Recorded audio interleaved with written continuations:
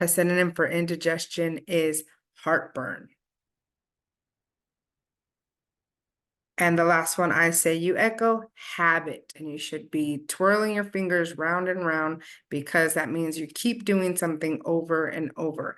A habit is a noun. It's a usual manner of behavior or thinking that has become fixed by being repeated often. A synonym for a habit is a pattern, such as eat, sleep, Roblox, repeat. Let's continue.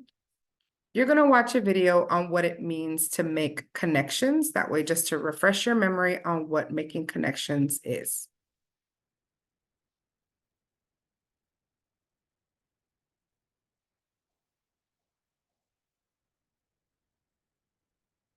Hey, do you like to play with connecting blocks? Most kids do. It's so fun to take two things and connect them together. The blue block and the green block fit together perfectly. Did you know that you can connect or put things together when you read too? Good readers make connections when they read. There are three main ways to do this. The first way is a text-to-self connection. Have you ever read something that reminded you of you and your life? For example, if you read about Janie falling off of her bike, it might remind you about a time you fell off your bike. Because you know what it is like to fall off your bike, you can better understand how Janie feels or what might happen next in the story.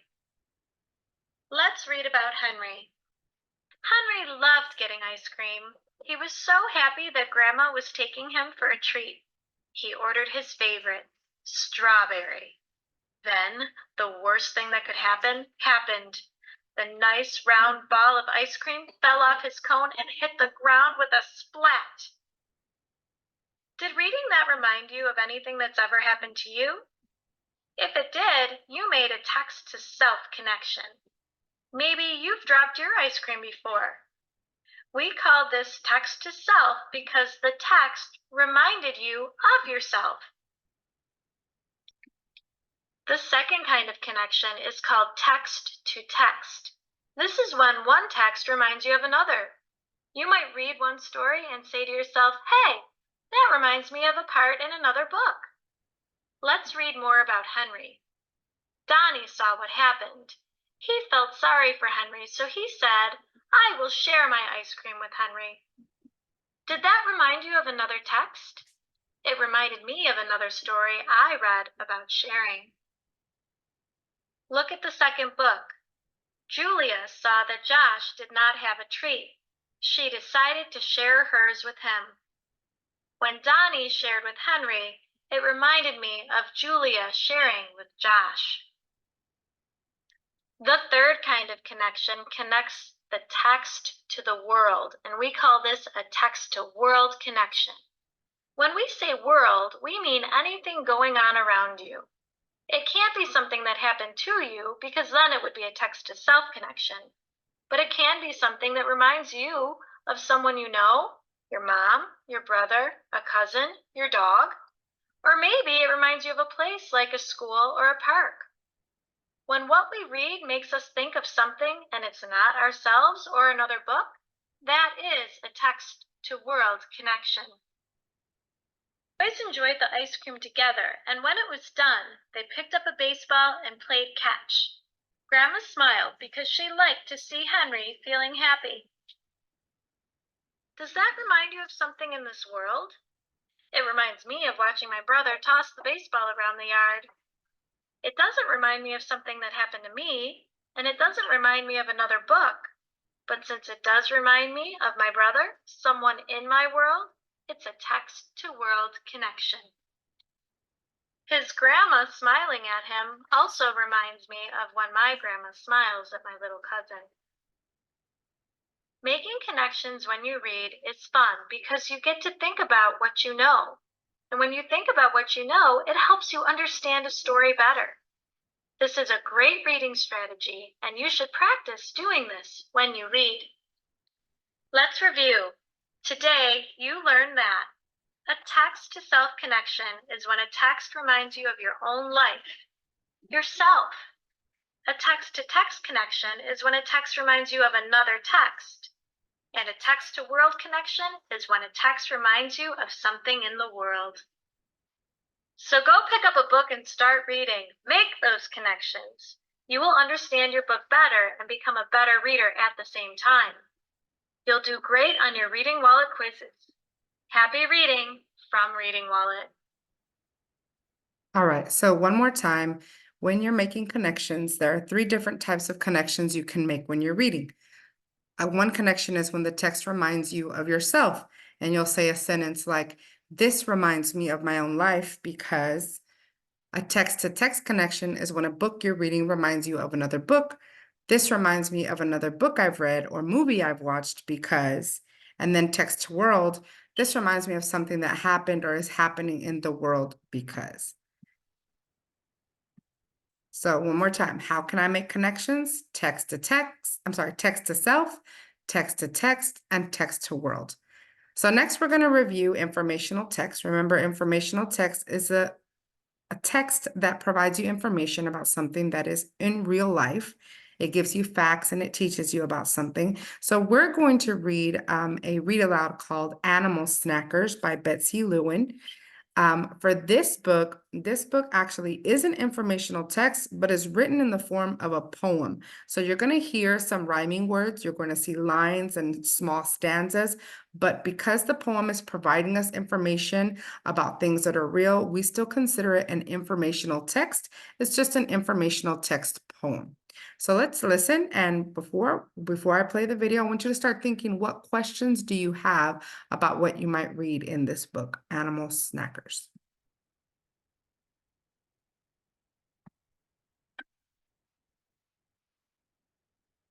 Today we're reading Animal Snackers by Betsy Lewin. Just imagine if we all could eat nothing but our favorite treat, eating where and when we're able, never seated at a table. Gorillas, though they look like brutes, may snack on tender bamboo shoots. The sight of them may shiver us, but they are not carnivorous. Platypus. The platypus looks odd enough, with fur and duck-like bill. He thinks that bugs are yummy stuff, which makes him odder still. Ostrich. The ostrich eyes with eager glint a stone, his after-dinner mint. It is a snack that he must swallow, so indigestion does not follow. Koala. Koalas decorate the trees, munching eucalyptus leaves. This isn't just their favorite treat. It is the only thing they eat. Puffin. The puffin dives for little fish with feats of daring do, then feeds its chick the tasty dish. The chick likes herring too. Anteater. Eating ants is tricky, but his tongue is long and sticky. His snout is like a hose. He just sucks ants up his nose. Tickbird. Tickbirds ride the rhino's back, looking for a tasty snack. The rhino tolerates these guests because they rid him of his pests. Raccoon. Raccoons are not a fussy clan when it comes time to eat. They'll even raid a garbage can to find a midnight treat. Fruit bat. Fruit bats hanging by their feet select some purple figs to eat. This puzzles me and makes me frown. How do they do it upside down? Sea otter. The sea otter really prefers to recline on his waterproof back in the kelp and the brine. Abalone and clams are his favorite snacks. He hammers each shell on a stone till it cracks. Porcupine. The porcupine is apt to dine on twigs and bark. I think that's fine. Such woody snacks I would decline and leave them for the porcupine. Crocodile. Some fishes swimming in the Nile ignore the hungry crocodile. They would do well to watch their backs or risk becoming croco snacks. Read these facts to learn more about the animals we saw in our book.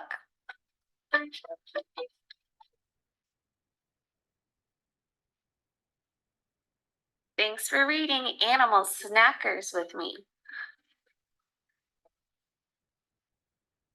All right, so now I'm going to do a model on how we can make connections. We previewed the text, we determined that the genre was an informational poem. Now we read and we analyzed the text, and now what I'm going to do is use my sentence starter to make a connection to myself. After, you guys are going to practice making a connection from text to text and a connection from text to world.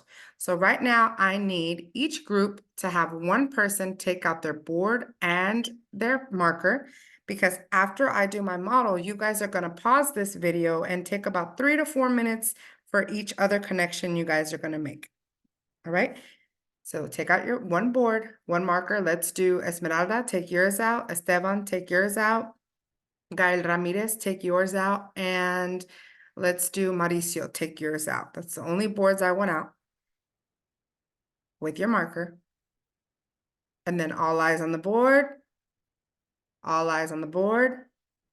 All right, let's do our first connection, and this is just me modeling. So after I read Animal Snackers, I want to think, how does this text remind me of myself? So as I was reading, I made a connection, and here is my sentence.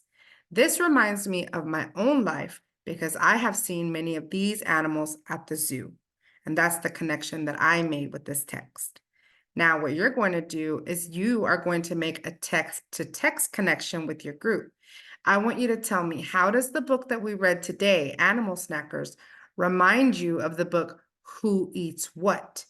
So you and your group are going to write a sentence that says, this text reminds me of who eats what because. So I'm going to give you 3 minutes to make a sentence with your group that says, this text reminds me of who eats what because. So if you guys could pause this video, the teacher could pause the video, wait for 3 minutes, and then you are going to share with your groups the 4 connections that you made, because each group will have a connection. That's 4 different connections. Then you can play the video again, and then I'll give you my connection. So again, you're going to talk with your group. You're going to create one sentence that says, this text reminds me of who eats what because. Give your thumbs up when you're ready. And then each group is going to share the connection they made. Remember, capital letter, period. And then I will share my connection. So go ahead and pause the video for about 3 to 4 minutes. All right, you should have paused the video, and now let me show you my connection.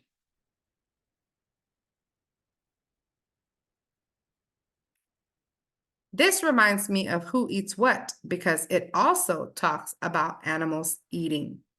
So hopefully yours was something like that. Maybe it reminded you of Who Eats What for another reason, but as long as you have a capital letter, a period, you're using the sentence starter. This reminds me of Who Eats What because, and then you share your connection.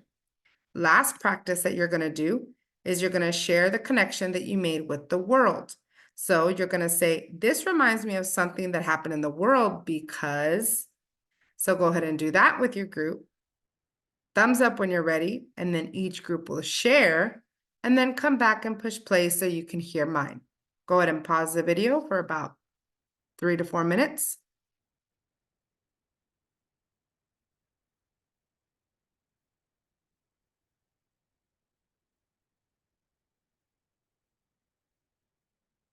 Okay, you should have already shared your text to world connection. And now let me share mine. This reminds me of the real world because I know that some of these animals are endangered species. Capital letter, period. I use a sentence starter. This reminds me of the real world because, and then I told you my reason, which is evidence from the text. Okay. Now, you are going to do the DOL. The sub is going to pass out your DOL. We are going to reread Mystery at the North Pole. And then I want you to make one connection. So you're only going to have to write one sentence. If you want to do text to self, you can do text to self. If you want to do text to text, you can do text to text. If you want to do text to world, you could do text to world, as long as you use the sentence starter that's right underneath the box. So if you're going to do text to self, it should say, this text reminds me of when, and say what it reminds you of in your life. If you're going to do text to text, this text reminds me of Animal Snackers because, so I want you to make a connection between this text and Animal Snackers, the one we just read. Or you could do text to world. This text makes me think about blank in the real world because. All right, I'm going to go ahead and read Mystery at the North Pole. So if you want to pause it, so you can, the sub can pass this out, or actually Itzai, if you could pass one out to everybody. First name, last name, date at the top. Go ahead and pause this video and push play when you're ready to listen to the text.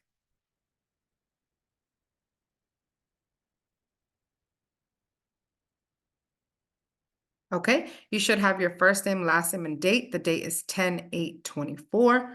And let's go ahead and put our finger on the first word, the title, Mystery at the North Pole, and listen. Are polar bears white or orange or yellow? What color is their fur? Surprise! Polar bear's fur has no color. It is clear and hollow like a straw. Then how do they look white or other colors? Polar bears live in the Arctic near the North Pole. They may show different colors at different times of the day. On a bright day, the fur reflects white sunlight. For this season, they appear bright white. Their white fur helps them hide in the snow. When the day is cloudy, polar bears may look gray. When the sun rises or sets, their fur shows shadows of yellow and orange. What is more surprising about polar bears is that they have black skin under their thick fur. It helps them absorb sunlight. The black skin and thick fur protect polar bears from the cold. All right, you're going to take about, I'll give you up to 20 minutes. If you don't need that much time, that's okay. If you finish your one connection before the time is up, because I am giving 20 minutes, you can make another connection. But I just need one full sentence, capital letter, period, and then raise your thumb and you would turn it in at when everybody is done, then you can start your first round of centers. All right, guys, I will see you guys tomorrow.